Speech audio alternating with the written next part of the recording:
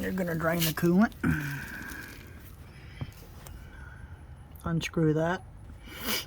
Let your coolant drain into a pan. I undid the positive on the battery, or I'm sorry, the negative. You're gonna unplug this mass airflow sensor, vacuum, EGR valve. And what you do with this, it actually snaps down in there. You're gonna wiggle it to pull it up, and then as you're pulling, come on, just like that. 10mm bolt here, 8mm bolt. Just pull this whole thing out. It just pops out of there.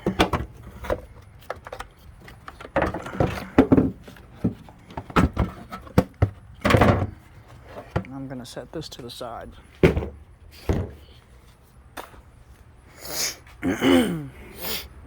Gonna remove this hose clamp.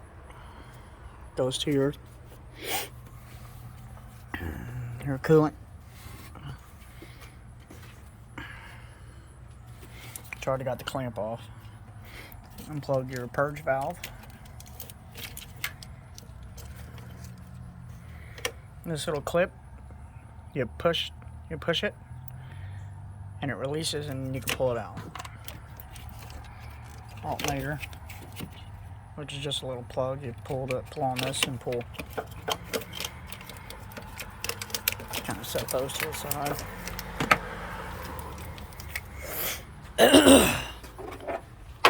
Next, I'm not actually going to undo the EGR valve from the intake. I'm just going to undo it from here. Just undo the line from the exhaust, where it comes from the exhaust. And I'm going to take it off of the EGR valve. Then I'll take off my spark plug wires.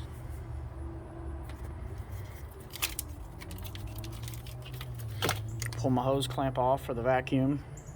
This is a vacuum line for your brake booster. And then next I'll take this off, which is a fuel line. I'll show you how to do that in a second. Okay, you'll need a 1/2-inch fuel line adapter tool. I guess that's what you call it. You're gonna stick it in just like that. I'm gonna slide that piece in.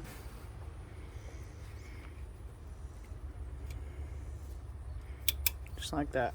You're gonna pull it up into the line. You're gonna pull it up and then pull that off.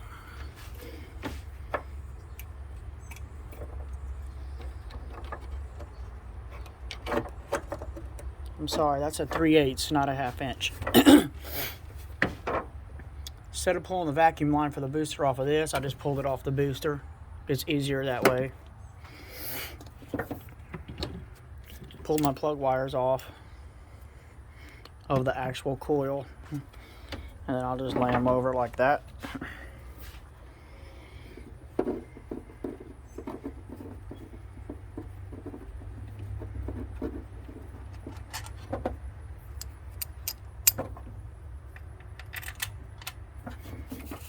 And I'll just lay them over the car.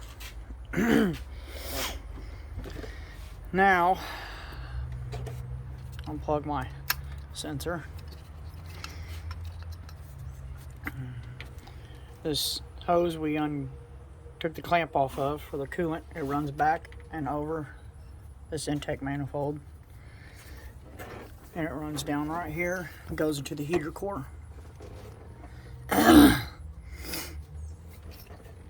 So I'm going to come over here. This bracket is part of the alternator bracket, and it bolts onto the manifold, the intake manifold. I'm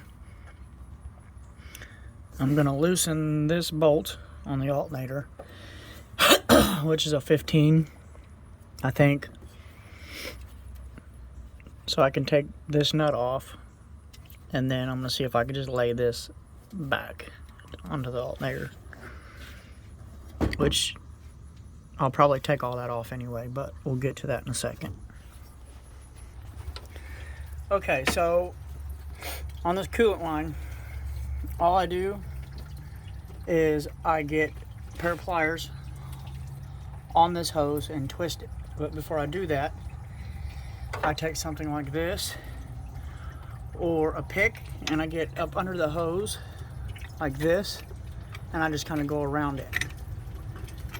And that helps, in my opinion, it helps to get fluid. Basically, the fluid kind of seeps out, gets around the hose, and it loosens it, because usually they're seized on there. Then you can get pliers on there and turn it enough to where to pop off. Just like I did this one. Get something like that back there. Just turn it without doing it too much to tear the hose. And get some pliers on it, twist it. And they usually come off pretty easy. Now, instead of taking this whole hose, this whole pipe right here, off the throttle body, I'm just going to leave it in one assembly. So now, get my wires out of the way here. I'm just going to set that there.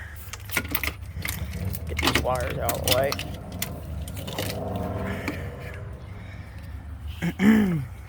Got a few bolts there. They're 13 millimeters. One there, which has got the stud to hold the crossover pipe, and it also holds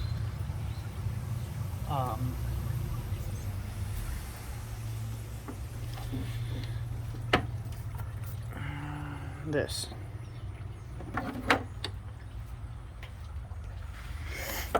Now I just got to get the alternator bracket off. Okay, so I took my 13 millimeter nut off, which was right here.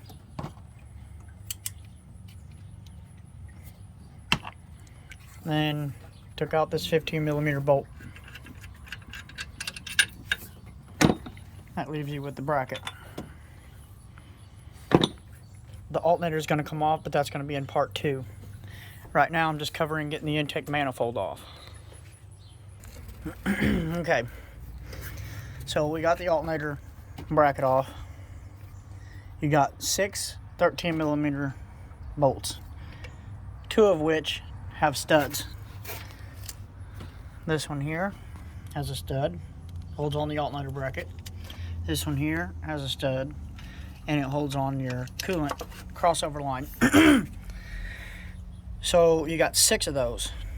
You get them off, but before you do that, when you get this crossover line loose, you can move it back, and you can get to this bolt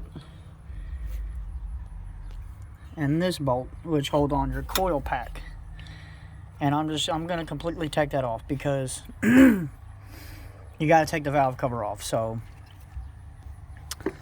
this little clamp, or this little piece here, I don't really know what it's called, but something, it snaps into the plug so that it can't be pushed and pulled, but so the plug can't come out. So you gotta get that off. I just use a screwdriver, I'll wiggle it out of there like so.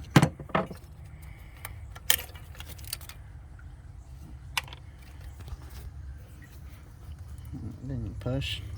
You might have to wiggle it a little bit. And then it's off. Now,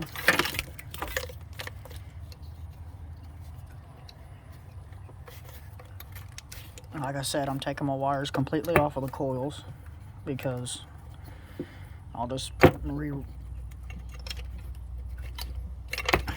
them back when I'm done. Now, the back bolts to this are a little bit harder to get to, but it's not impossible.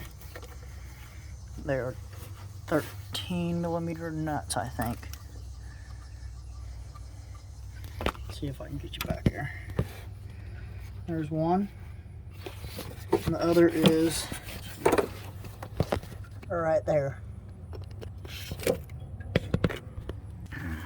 Okay, so I got the nuts off. I got a little power tool, but if you get an extension and a 13mm, you can get right in there. There's a tab on this and goes right through there. I managed to break it, so I'll put a new one on. Okay. You kind of have to maneuver it out there a little bit because there's another tab on there, right there. So what I'm gonna do, which holds the spark plugs. See? I'm gonna just pinch. I'm gonna pinch them and then pull it out.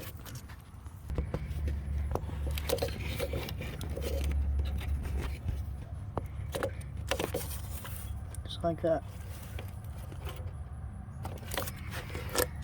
Then pull it out of there.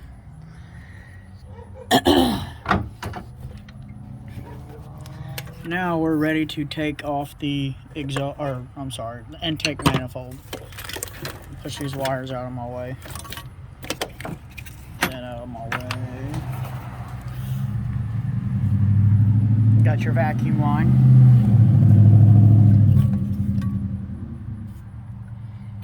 Take that off there.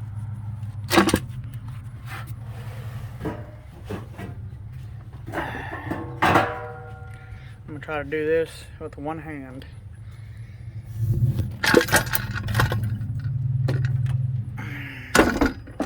Okay, it's off there.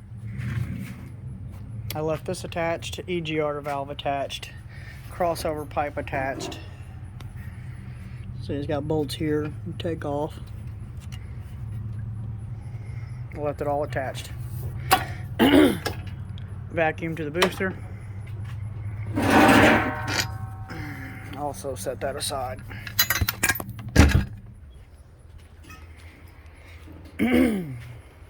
Part 2, we'll be taking off the alternator, taking off the valve covers, and working our way to the intake.